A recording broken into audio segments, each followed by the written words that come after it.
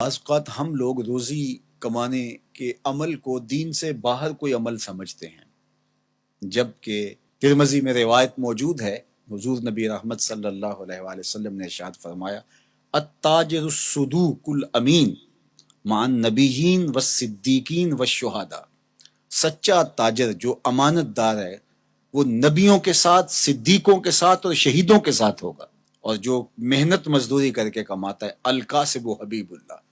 جو کسب کرتا ہے، محنت کرتا ہے، مزدوری کرتا ہے، کتنا بڑا اعزاز ہے کہ اللہ کا حبیب قرار پایا۔ تو رزق کمانا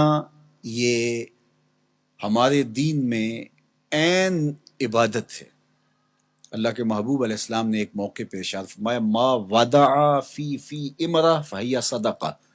جو کمائی کر کے لا کے تو بیوی کے منہ میں رکھتا ہے، لقمہ ڈالتا ہے، فرمایا وہ بھی صدقہ ہے، اس کا بھی تجھے صدقے کا ثواب نصیب ہوتا ہے۔ سورہ الجمعہ اٹھائیے، وہاں جب جمعۃ المبارک پڑھنے کی تاکید کی گئی اور کہا کاروبار چھوڑ دو، اور پھر فرمایا جب تم جمعۃ المبارک کی نماز ادا کر لو پھر اللہ کے فضل کو ڈھونڈنے نکلو۔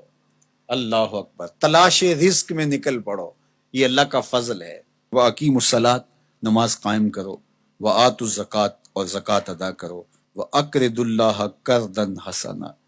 اور اللہ کو قرض حسنہ دو۔ کیا کرم نوازیوں کے رنگ ہیں، خود دے کے اور خود کہتا ہے کہ مجھے قرض دے دو،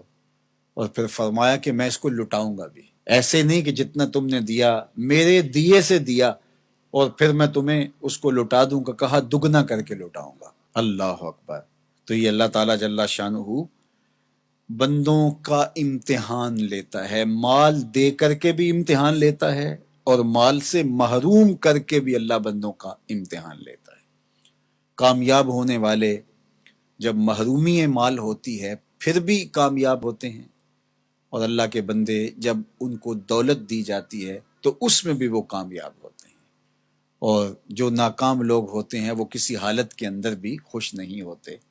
تو اللہ کے بندے مال نہیں ہے تو پھر بھی کہتے ہیں مالک میں واہ واہ خوش ہوں جس حال میں رکھا، غربت ہے تو پھر بھی خیر ہی خیر ہے،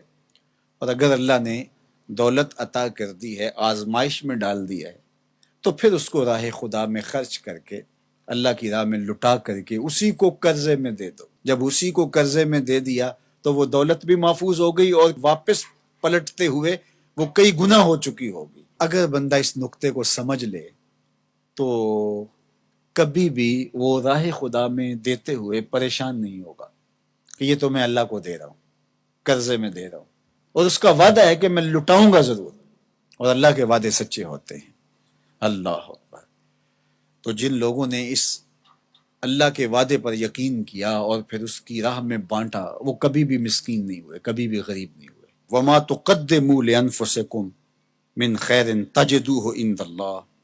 جو تم بلائی آگے بھیجو گے، جو نیکی آگے بھیجو گے، اللہ کے ہاں اس کو پالو گے۔ کوئی بھی نیکی، صدقہ ہے، خیرات ہے، زکوٰۃ ہے، سجدہ ہے، قیام ہے،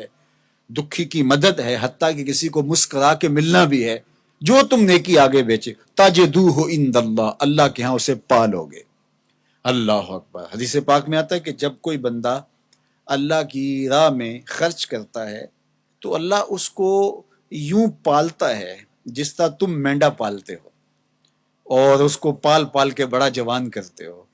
تو جب تم راہ خدا میں دیتے ہو تو اللہ اس کو یوں پالتا ہے، اور قیامت کے دن جب بندہ دیکھے گا ان لوگوں کے صلے کو جنہوں نے آگے بھیجا تھا اور اب صلہ پا رہے ہیں، تو وہ بڑا پچھتائے گا، کاش کہ یہ سودا میں نے بھی کیا ہوتا۔